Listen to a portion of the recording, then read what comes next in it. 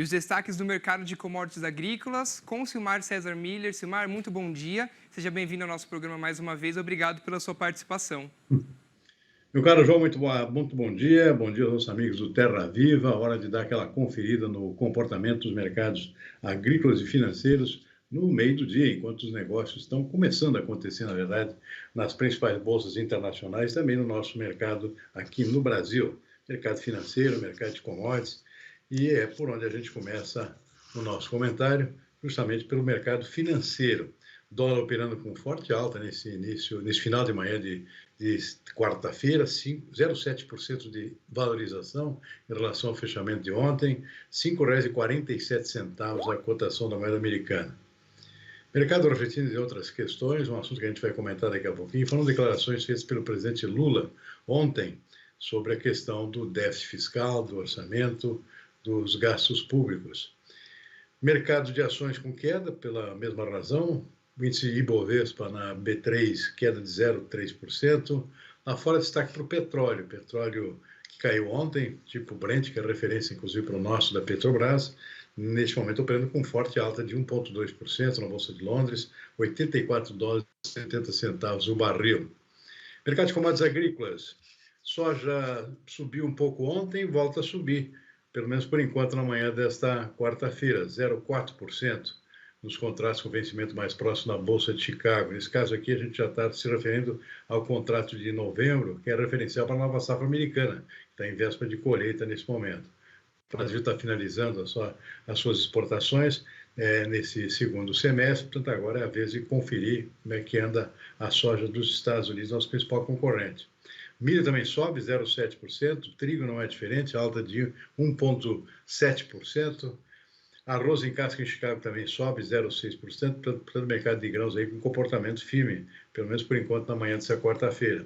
Na Bolsa de Nova York sobe o algodão, que havia caído ontem, 1,2%. Café arábica também com alta, 0,4%. O café robusto em Londres está operando com queda, 1,1%, pelo menos por enquanto. Na outra ponta, o açúcar cai, 0,9%. Açúcar bruto, ou demerara, como se queira, na Bolsa de Nova York. Suco laranja também cai 0,7%, cacau também com queda de 0,6%. Aqui no mercado sul da B3, o boi gordo, que teve um tombo ontem, caiu muito, caiu cerca de 1,3%, agora buscando uma pequena recuperação, 0,2% o contrato de agosto na B3, a bolsa aqui de São Paulo. João, por enquanto é isso aí, o comportamento do mercado, e claro que isso pode mudar no decorrer do dia, estamos recém no início dos pregões internacionais. Tá certo, Silmar. Só antes da gente entrar aqui nos nossos assuntos agendados, você comentou que a cotação do boi gordo ontem teve uma variação muito grande, né? Tem alguma explicação para isso ter acontecido e para essa recuperação agora? O mercado não se ajustou ainda, estamos ainda no início da entre-safra, então o mercado buscando um certo direcionamento, as indústrias não estão reagindo ainda da forma como o pecuarista gostaria, então está demorando um pouquinho mais do que o previsto a recuperação dos preços do boi. Então o mercado futuro, que tenta antecipar tendências, sai na frente, oscila dentro de uma expectativa, ela não se realiza, ele volta a se ajustar. Foi o que aconteceu de ontem para hoje. Ontem caiu bastante, hoje volta a subir um pouquinho, volta a expectativa de alguma reação no mercado físico, que, aliás, tem ocorrido. Nós temos visto aqui algumas alterações positivas nos preços do mercado físico lá no interior, mas são muito pontuais, né? Não é aquilo que o pecuarista gostaria. Possivelmente isso vai acontecer mais para o pico da entre-safra, que ainda não é agora, é lá por outubro, estamos ainda no final do mês de julho, portanto, ainda tem um pouquinho de sofrimento pela frente até um início de recuperação efetiva e plena dos preços do boi gordo aqui no mercado brasileiro. João. Tá explicado, então, Silmar. Então, é assim que caminha, por enquanto, nesse final dessa manhã, dessa quarta-feira, o mercado de commodities agrícolas. E agora a gente vai falar, Silmar, como você já adiantou, de um assunto que antes mesmo, na entrevista em que o presidente Lula deu essa declaração e ao ar, num outro canal de comunicação, já estava repercutindo. Porque enquanto o presidente Lula diz que não é obrigado a cumprir as metas fiscais, se tiver outras coisas a fazer, o ministro da Fazenda, o Fernando Haddad, ele afirma que o governo vai, sim, continuar a cortar gastos que são necessários para fazer com que o nosso país, então, cumpra com o orçamento que foi definido para este ano. Quando o governo faz cortes no orçamento, leva em consideração fatores que afetam o dia a dia da população. Ao apertar os cintos para pagar despesas, dá um sinal de confiança aos investidores, que em vez de deixarem o Brasil, passam a trazer dólares para cá, o que ajuda na queda da moeda e deixa mais baratos produtos como o trigo do pãozinho, a gasolina e o frete, por exemplo. Resultado, a inflação cai e com preços mais estáveis, os juros podem baixar, o que acelera o PIB e a geração de empregos. Difícil é cortar o custo do próprio governo, sem afetar investimentos em setores essenciais, como educação e saúde. A equipe econômica já sabe quanto vai ser preciso tirar do orçamento do ano que vem. Foi feito um trabalho pelas equipes dos ministérios para chegar àquele corte de 25 bilhões, cujo detalhamento ficou pronto agora, questão de poucos dias, e que o planejamento vai divulgar. O Ministério da Fazenda estuda agora como fechar as contas neste ano. O presidente Lula tem afirmado que ainda precisa ser convencido da necessidade do corte de gastos e que não é obrigado a cumprir metas se tem coisas mais importantes para fazer. Fernando Haddad, no entanto, ressaltou que deve ter bloqueio, sim. Dia 22, nós temos que divulgar o relatório fiscal bimestral. E aí nós vamos ter que definir quanto de bloqueio e quanto de contingenciamento. Senadores da Comissão de Economia cobram mais compromisso do governo. Tem que começar a cortar, até para dar o exemplo. Nós não podemos, a cada momento, aumentar imposto para manter uma máquina ineficiente. Enquanto o governo faz as contas, o Congresso comemora. Foram pagos mais de 30 bilhões de reais em emendas aos parlamentares entre janeiro e julho. Dinheiro que normalmente vai para os redutos eleitorais dos políticos. Simar, como então o mercado e principalmente o homem do campo é afetado com todo esse desencontro de falas entre presidente e ministros? Pois é, mais um que havia havido um desmentido anteriormente. Agora o presidente volta a falar sobre a dúvida que ele tem em relação a corte de gastos, ou seja, questionando o próprio anúncio do seu ministro da Fazenda, que, por sua vez, voltou a dizer que vai ter um controle mais rígido do orçamento, com cortes que são possíveis de fazer.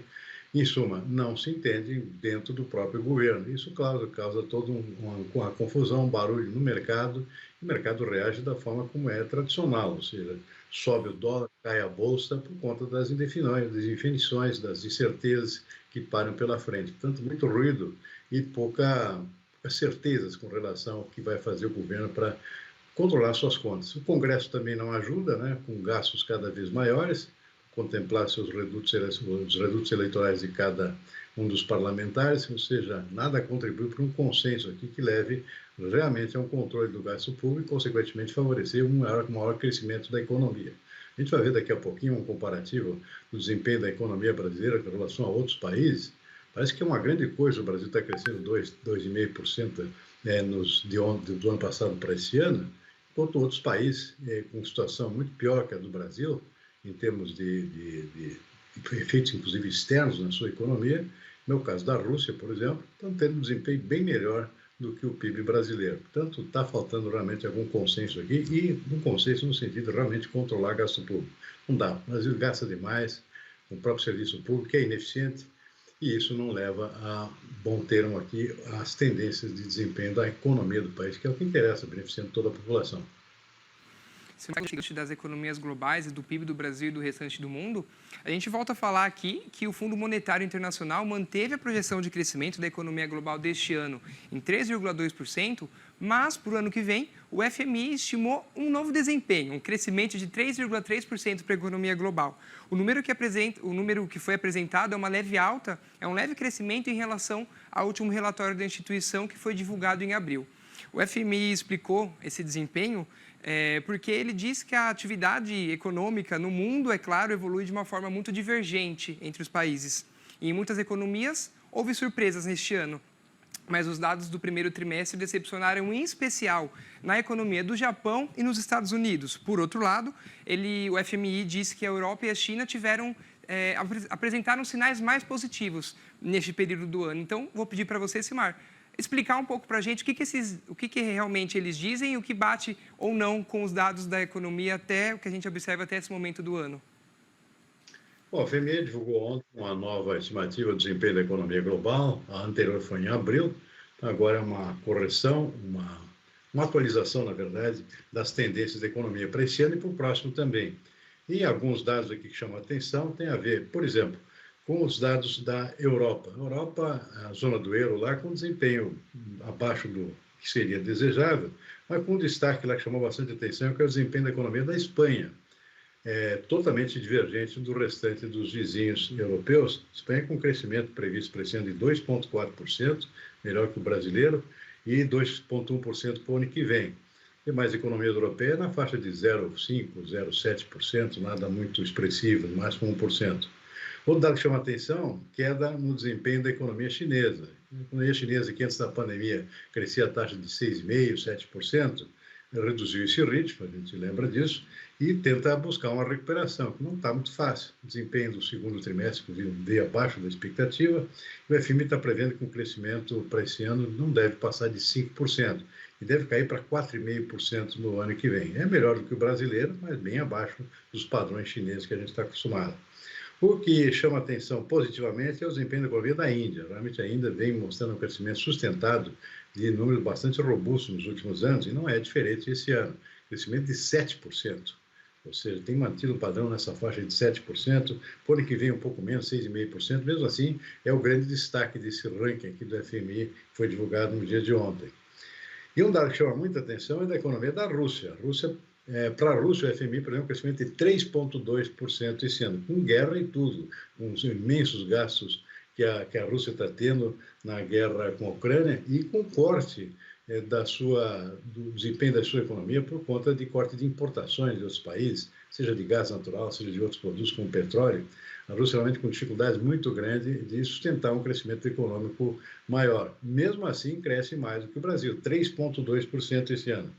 Essa é a previsão divulgada ontem pela FMI, com guerra e tudo. Chamou muito a atenção isso aí.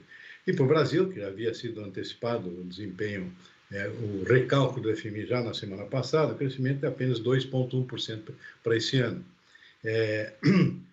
Diferentemente do que vinha sendo projetado anteriormente, que era 2,4%, houve um corte, portanto. Em suma, são alguns destaques que eu chamo a atenção aqui para mostrar que nosso Brasil aqui não está no melhor dos mundos, mesmo com esse crescimento que está sendo festejado desde o ano passado cresceu 2,9%, quando a gente compara, por exemplo, com esse desempenho da Rússia, é sofrível. Mar, em relação à economia da China, eles ainda sofrem os efeitos da política de Covid-0? É isso que explica esse crescimento, mas com uma retração? Em parte sim, mas tem problemas novos também, né? Setores que não estão andando bem, empresas estatais que estão quebrando, tem uma gigantesca empresa chinesa lá que está realmente, o setor imobiliário, está causando um estrago muito grande na economia chinesa, houve muito investimento nesse sentido, e essa empresa não está conseguindo sustentar os investimentos que fez, está pedindo socorro público, ou seja, tudo isso significa gasto público enorme por parte do governo chinês. Então, a economia da China realmente está com uma dificuldade muito grande de voltar àqueles padrões de crescimento que tinha no passado recente, especialmente até o início da pandemia. E o resultado são esses números que foram divulgados ontem pelo FMI, 5% esse ano, parece bom ainda, claro, comparado com o Brasil, e 4,5%, ou seja, uma queda para o ano que vem. Está difícil realmente a China voltar àqueles padrões de crescimento de 6,5%, 7%, possivelmente nunca mais volta a crescer com esses patamares. Então, realmente, a China é um grande ponto de interrogação no futuro próximo. Aliás, tem havido aqui, os preços do petróleo recentemente andaram caindo justamente por conta do desempenho abaixo do esperado da economia chinesa. Eu citei aqui que o desempenho do segundo trimestre desse ano, que foi divulgado agora na segunda-feira, ficou muito abaixo da expectativa, chamou muito a atenção, e a China não conseguiu engatar ainda um crescimento sustentável. E isso foi refletido, inclusive, nos preços da soja, por exemplo. A China é o maior importador mundial de soja, a soja caiu na segunda-feira por conta disso. Ou seja, temores de que a China comece a importar menos soja em função desse crescimento menor da sua economia. João. Tá ótimo, então, Silmar. Muito obrigado pelas explicações, pela participação no dia a dia de hoje. Amanhã Tavinho está de volta. Tenha uma boa tarde e bom trabalho.